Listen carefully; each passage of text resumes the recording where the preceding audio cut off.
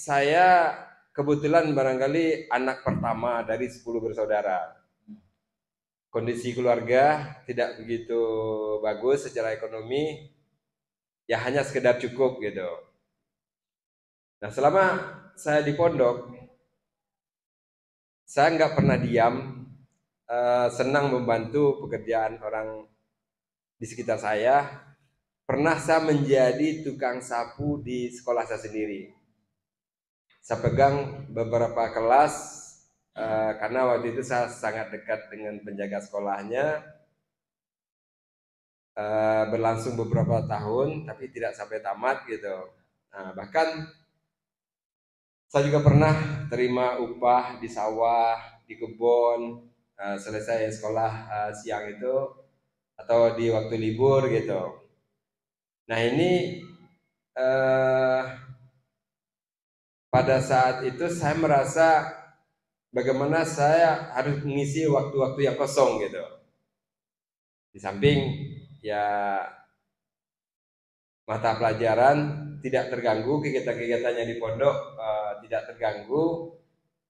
Nah ini yang menjadi kebiasaan saya waktu masih di pondok dulu. Nah tamat di pondok, kemudian saya berangkat ke Jakarta, masuk ke UIN, UIN Syarif Hidayatullah. Nah di sana awal datang saya tinggal di asrama IMM, asrama Muhammadiyah. Nah kenapa saya tinggal di asrama Muhammadiyah? Pertama karena bekal yang dikasih dari kampung tidak begitu cukup, jadi tinggal di asrama Muhammadiyah ini gratis. Selama 3 bulan saya tinggal di situ, saya berpikir tidak ada pemasukan, hanya gratis tempat tinggal. Nah, akhirnya saya mencari informasi bagaimana saya bisa tinggal di musola, dan musola itu bisa saya ngajar anak-anak ngaji. Nah, dari situ ya mungkin setiap bulan saya dikasih beras, dikasih uang gitu. Tapi masih tidak mencukupi gitu. Karena pada saat itu saya dikirimi uang oleh orang tua pada tahun 91 itu hanya 30.000 satu bulan. Tahun 91 kalau makan waktu itu kalau di warteg sekitar 150 rupiah. Pakai 150 rupiah. 150 rupiah. Makan pakai tahu, sayur atau tempe gitu kan 150 rupiah gitu. Satu kali makan. Tapi dengan uang 30.000 nih nggak cukup untuk kebutuhan satu bulan. Nah kemudian bagaimana saya untuk menutupi kebutuhan ini supaya tercukupi, untuk tempat tinggal sudah gratis. Nah kalaupun saya mengajar anak-anak ngaji di musola itu hanya dapat beras gitu, lebih kurang dapat beras lah gitu. Nah akhirnya saya mencoba uh, mencari solusi dengan cara mengajar privat gitu. Saya ngajar privat ke rumah-rumah, alhamdulillah dapat satu bulan 60.000. Masih kurang juga gitu. Karena kalau dilihat dari sisi kebutuhan untuk hidup di Jakarta, ya idealnya sekitar 250.000 baru cukup. Tahun 91 Ustaz. Kalau sekarang mungkin 2,5 juta kali ya. Ya lebih kurang sekitar itulah. Nah ini hanya dikirimi 30.000, jauh dari cukup gitu. Tapi saya tidak pernah mengeluh. Saya pergunakan uang itu untuk seadanya. Sering saya itu hanya makan nasi dan sayur aja gitu. Kadang nggak ada uang, sering saya makan di warteg, bayarnya tertunda dengan alasan lupa bawa dompet gitu. Padahal duitnya nggak ada gitu. Nah sampai ada uang, saya nggak pernah mampir di warteg itu. Setelah ada uang baru saya datang kembali, saya bayar. Nah, seperti itulah kondisi saat itu. Tapi nggak pernah nggak bayar gitu. Jadi pura-pura lupa dompet, padahal memang nggak bawa dompet gitu. Karena nggak ada uangnya gitu. Kemudian saya juga coba urus beasiswa, dapat saya beasiswa waktu itu beasiswa dari Bazis DKI, dapat 60.000 juga, masih kurang 60.000 dari Bazis, 30.000 dari kampung, 60.000 dari ngajar privat, dikasih beras dari musola, masih kurang juga gitu, masih kurang juga. Udah masuk bisa. Nggak panggil ya. Jangan berarti.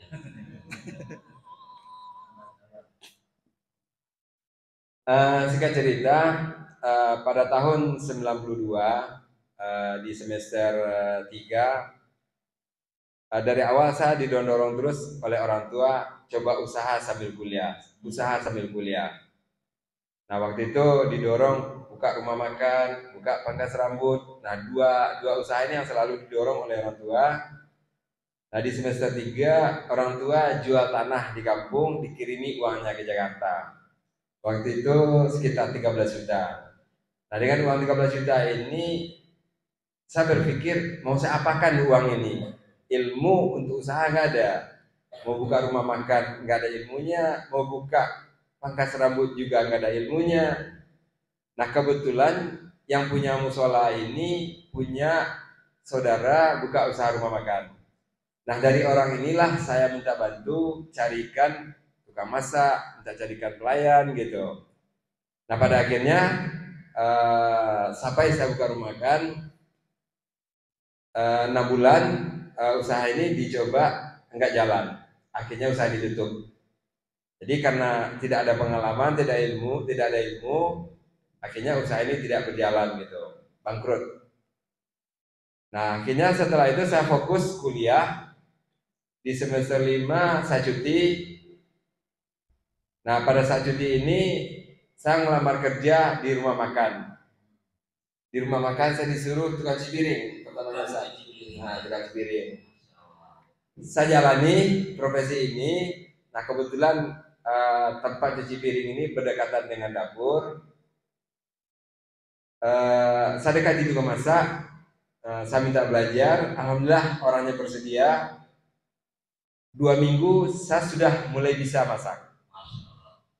3 bulan saya sudah menguasai. Bulan keempat ada yang minta jadi tukang masak. Waktu itu di dekat terminal Lebak Bulus, Jakarta Selatan. Nah, disitulah saya pertama masak.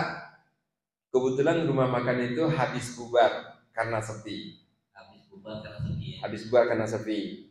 Nah, jadi saya masuk situ. Alhamdulillah di tangan saya rame, naik 6 kali lipat gitu dalam waktu 3 bulan. Waktu itu saya dikasih gaji 200.000.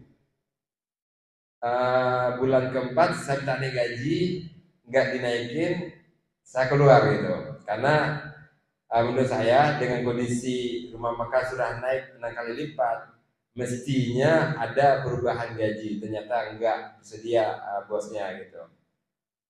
Nah, waktu keluar itu saya menganggur. Saat menganggur itu dapat informasi ada yang butuh tukang masak untuk di Arab Saudi di Jeddah. Masya Allah, sekali masak ke Arab Saudi, ke Jeddah. Nah, di sana saya menunggu waktu 3 bulan lagi karena memang ownernya akan datang langsung ke Jakarta untuk mencari orang yang akan bekerja di sana gitu. Ternyata betul 3 bulan berikutnya datang ownernya. Kemudian saya ditanya, dites masalah masak ini. Pada kesimpulannya saya berangkat ke sana tanpa biaya sama sekali. Alhamdulillah di sana saya 6 bulan pertama itu nggak betah. Kenapa nggak betah? Karena pekerjaannya sangat berat, waktunya panjang, dari jam 7 pagi sampai jam 1 malam, istirahat 2 jam, full di api. Jadi kalau masak sering misalnya masak rendang, kualinya kiri kanan, jadi tangan ngaduknya kiri dan kanan gitu. Nah, jadi kiri kanan gitu. Karena kalau nggak begitu, nggak cover untuk masak kebutuhan untuk tamu gitu, karena saking banyaknya. Dari jam 7 pagi sampai jam 1 malam. Sampai jam 1 malam. Istirahat cuma 2 jam. Istirahat 2 jam, 3 jam, pagi start lagi jam 7. 2 tahun 3 bulan di sana, ya rata-rata tidurnya 2 jam sampai 3 jam. 6 bulan terakhir, maksudnya 1 tahun setengah berikutnya saya batuk darah. Batuk darah karena ya pertama ya karena pekerjaannya berat, dekat api, sering minum air es, jadi asal batuk keluar darah, sebatuk keluar darah segar. Nah pada saat itu saya minta cuti untuk berobat ke Indonesia. Padahal selama di sana saya berobat 6 bulan tidak pernah sembuh gitu. Nah karena saya harus pulang meninggalkan restoran, tidak ada penggantinya, saya harus disuruh ngajarin teman. Nah teman-teman orang Indonesia nggak ada yang mau diajari karena nggak mau capek gitu. Walaupun gajinya cukup besar, waktu itu 1.500 rial gitu. Kalau sekarang kali 4.000 berarti 6 juta. Nah sekitar 6 juta. Nah karena teman-teman Indonesia nggak ada mau, ada anak India yang mau diajari. Alhamdulillah saya ajari seminggu, dia bisa gitu. Setelah dia bisa 1 minggu, saya istirahat di rumah 1 minggu, nggak ada masalah, baru saya diproses pulang. Waktu diproses pulang, saya dijanjikan cuti 6 bulan. Alhamdulillah saya merasa senang dikasih cuti 6 bulan. Insya Allah, Mister 1 bulan sembuh, saya akan balik lagi gitu. Ternyata pada hari keberangkatan, saya coba cek visa di ruang tunggu, paspor saya cek, ternyata visanya sudah ditutup, nggak bisa balik lagi gitu. Saya merasa dibohongi karena dijanjikan untuk cuti 6 bulan itu, diajari teman dulu untuk bisa masak. Ternyata setelah teman yang diajari ini bisa, saya tidak dikasih cuti, tapi visa saya ditutup, dipulangkan full gitu, nggak bisa balik lagi gitu. Cukup kecewa juga dengan keputusan ini. Setelah saya nyampe di Jakarta berobat di Bukit Tinggi, ternyata saya TB gitu, TBC. Saya disuruh berobat 6 bulan. Kebetulan saya nggak betah di kampung, saya borong obat itu 6 bulan, untuk 6 bulan berangkat ke Jakarta. Di Jakarta 4 bulan menganggur karena bingung mau balik nggak bisa, mau kerja lagi juga di sini gajinya kecil. Tapi alhamdulillah gaji hasil yang dibawa selama Saudi masih tersisa separuh. Waktu itu saya 2 tahun 3 bulan di sana, terkumpul gaji itu 23 juta tahun 97. Masih bujangan waktu itu. Masih penjaga ting-ting waktu itu. Jadi uang 23 juta di sana utuh tersimpan. Nah selama nganggur itu habis separuhnya. Nah saat habis separuh itu baru saya tersadar kalau saya masih nganggur, saya akan kehabisan uang dan tidak bisa ngapa-ngapain lagi gitu. Nah dengan sisa uang separuh itu sekitar 13 juta, saya nekat buka rumah makan. Buka rumah makan waktu itu tahun 97 di daerah Tangerang Selatan di belakang kampus UIN. Kebetulan rumah makan ini juga tidak berjalan bagus.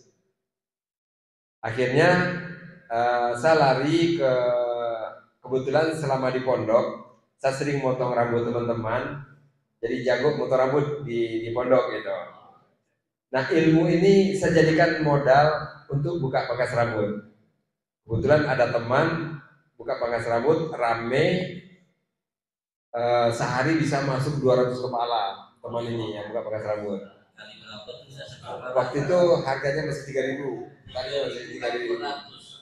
600.000. Bagi 2 dengan tukang. Dibagi 2 dengan tukang gitu. Dibagi 2 dapat 300.000. Dapat 300.000 tahun rambut. Kali 30 hari 9 juta. Oh, bisa kali itu. Nah, jadi saya belajar 1 bulan dengan teman tersebut. Bulan kedua langsung buka sendiri, nekat. Alhamdulillah dari pertama buka langsung ramai. Dari pagi jam 8 pagi sampai jam 11 malam berhentinya makan, sholat, nggak putus-putus. Nah, jadi alhamdulillah Pangkas Rambut rame. Kira-kira 6 bulan berikutnya nikah. Setelah nikah, rumah makan yang tadi dibuka dekat UIN nggak jalan, saya lepas. Nah, fokuslah di Pangkas Rambut. Nah, di Pangkas Rambut ini saya berupaya berpikir bagaimana supaya Pangkas Rambut ini berkembang.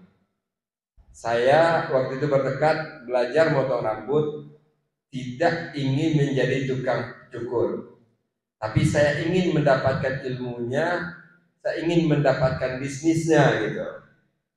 Jadi ketika Pangkas Rambut ini rame, saya mulai jaga jarak, saya tambah karyawan, saya mulai jaga jarak. 4 bulan pertama saya full kerja dari pagi sampai tutup. Nah, setelah bertambahnya karyawan, saya mulai mundur. Kadang saya kerja cuma 3 kepala, 2 kepala gitu.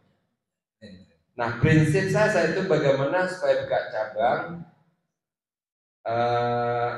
Saya berpikir bagaimana bisa mengumpulkan uang kemudian buka cabang lagi. Di satu sisi kita baru menikah, istri minta beli kursi sofa, minta beli karpet, saya nggak mau. Saya bilang kalau kita beli sofa, beli karpet, beli lemari segala macam, kita ngontrak. Kalau pindah susah bawa barang. Akan lebih baik uang ini kita kumpul, buka lagi Pangkas Rambut. Jadi dalam waktu 6 bulan saya bisa buka cabang yang kedua. 6 bulan berikutnya lagi buka cabang ketiga. Bahkan kebiasaan itu pun sampai hari ini di rumah saya juga belum punya kursi sofa, masih duduk lesehan gitu. Nah, ini sama membiasakan membelanjakan uang itu kepada sesuatu yang benar-benar dibutuhkan. Tidak mau membelanjakan kepada yang hanya sifatnya keinginan, pengen ini, pengen itu gitu. Sementara kita nggak butuh gitu. Nah, ini yang menjadi kebiasaan saya sampai hari ini. Termasuk waktu saya berangkat ke Saudi itu bawa pakaian hanya 3 pasang. Selama 2 tahun 3 bulan di sana 3 pasang juga saya balik lagi. Sepatu yang saya pakai untuk berangkat ke Saudi itu saya beli sepatu bekas di Taman Puring di Jakarta Selatan. 2 tahun 3 bulan sepatu itu juga yang saya pakai di Jakarta Selatan. Nah, pakaian 3 pasang yang saya bawa ke sana itu robek celana 1 saya beli 1, robek baju 1 saya beli 1. Saya nggak tergoda dengan yang lain-lain, dengan teman-teman gitu. Kalau teman beli celana yang bagus-bagus, beli baju yang bagus, beli mungkin ikat pinggang yang bagus, jam tangan yang mahal gitu. Saya nggak tergoda dengan itu, tapi saya bawa uang banyak selama 2-3 bulan itu gitu. Jadi kebiasaan itu sampai hari ini masih terbawa, sehingga dalam usaha dalam waktu 6 bulan untuk Pangkas Rambut saya bisa buka cabang. Jadi pada waktu itu dalam jangka 2 tahun cabangnya sudah ada 6. Dari 97 awal buka rumah makan, karena rumah makan nggak jalan saya pindah ke Pangkas Rambut. Awal buka tahun 99.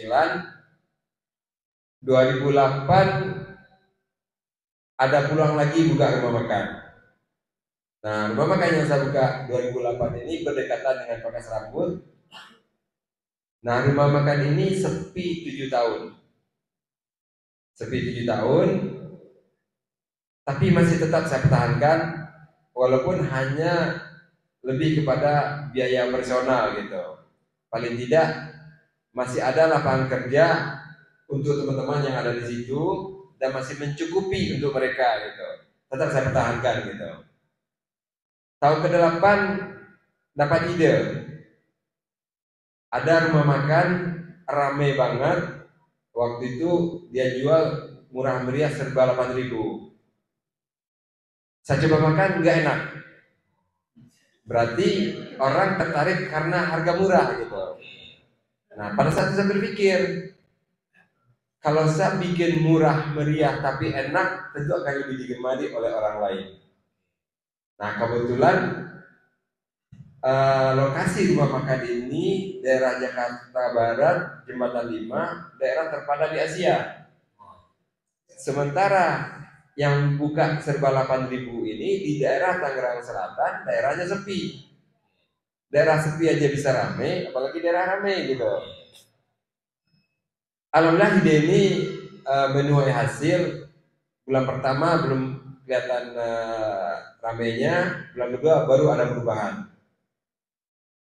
Dalam waktu 6 bulan naik 7 kali lipat.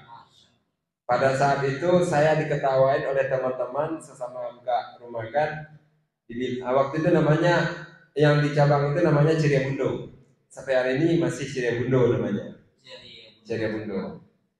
Diketawain kita sama teman-teman, Ciriabundo cuci gudang katanya. Jika kita gagal, jangan berpikir bahwa langkah berikutnya akan gagal lagi. Tidak ubahnya seperti mungkin kita dalam perjalanan gerimis. Kita menduga ini akan hujan besar, kemudian kita berhenti. Padahal 100 meter ke depan tidak ada hujan gitu. Kalau kita berhenti saat itu, padahal di depan sana tidak ada hujan. Nah, inilah mungkin seperti contoh ini, ketika kita gagal di satu titik, boleh jadi di titik kedua atau ketiga atau bahkan mungkin keempat, kita akan menjalani perjalanannya mungkin tidak akan sama dengan yang sebelumnya gitu. Nah, intinya kita jangan pernah menyerah. Gagal, kita coba lagi. Artinya gagal ini mungkin membuat kita untuk introspeksi diri. Di mana kekurangan kita, di mana kelemahan kita. Nah, inilah mungkin yang akan kita pelajari untuk langkah-langkah berikutnya. Yang kedua mungkin yang menjadi pelajaran dari pelajaran hidup yang saya coba lalui ini, kita memang harus fokus di satu titik. Karena bagaimanapun ibarat kita berjalan, kalau jelas tujuannya akan kita tuju, walaupun jalannya ngesot, insya Allah akan nyampe, mungkin agak lama gitu. Tapi kalau kita jalan sering mampir ke kiri, kemudian mampir ke kanan, mungkin nggak akan sampai-sampai ke tujuan gitu. Nah, ini mungkin juga menjadi catatan ketika kalau kita ingin menjalani dalam bidang usaha, ya pertama kita harus fokus dengan bidang yang kita bisa. Kemudian ya kita bersabar, gagal ulangi lagi. Mungkin 1-2 kali gagal, yang ketiga insya Allah enggak gitu. Ya, yang pelajaran ketiga, ya saya mencoba membiasakan diri untuk tidak tergoda dengan keinginan-keinginan. Jadi inilah yang pelajaran hidup yang saya coba lalui, di mana pengalaman yang saya lalui ini tidak pernah diajarkan di bangku sekolah. Tidak ada kurikulum di sekolah yang terkait dengan pengalaman-pengalaman yang seperti ini gitu. Ini lebih kepada kemauan yang keras untuk ingin berubah. Jika kita ada kemauan untuk berubah, insya Allah di depan ada jalan yang terbuka sangat lebar, asal kita mau. Kuncinya hanya di sini gitu. Nah, mungkin buat adik-adik yang lagi menuntut ilmu, ya jangan pernah bosan, harus fokus, harus percaya diri, belajar hidup dari pengalaman-pengalaman orang lain. Apa yang bisa diambil, kita ambil, kita pelajari, kita tiru yang baik-baiknya, yang positifnya gitu. Ya barangkali mungkin itu sekedar berbagi cerita. Barangkali ada mungkin yang bisa menjadi pemicu semangat bahwa dari tidak ada, dari tidak mampu, dari tidak bisa, semuanya jadi bisa asal kita mau gitu. Ya saya rasa barangkali mungkin cukup sekian Ustaz, karena waktu sana juga udah lewat. Mudah-mudahan dengan kedatangan saya ke sini menjadi silaturahmi semakin baik. Allah berkahi, Allah ridai perjalanan ini, pertemuan ini. Semoga silaturahmi ke depan semakin bagus insyaallah. Wabillahi taufiq wal hidayah. Wassalamualaikum warahmatullahi wabarakatuh. Dari utang makan di rumah makan sampai menjadi tukang cuci piring, naik level tukang masak, sampai sekarang menjadi pemilik atau owner rumah makan. Intinya satu, kalau saya tangkap menjada wajada, barang siapa bersungguh-sungguh dia pasti dapat. Ingat pepatah Jepang, masih ingat? Nana karomi yaoki, jatuh 7 kali, bangkit 8 kali.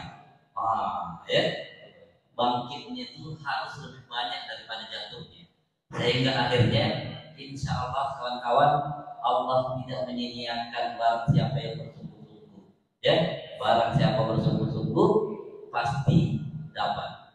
Itu kawan-kawan, insya Allah besok subuh kita lanjutkan diskusinya sama guru kita Ustaz Jalan. Ya, mungkin yang mau bertanya juga sama Bunda Rizal, silakan persiapkan malam hari ini. Saya mau tes dulu. Ada mau bertanya besok subuh? Banyak udah siap-siap. Siap. Demikian kawan-kawan, kita tutup majlis malam hari ini dengan sama-sama membaca hamdalah.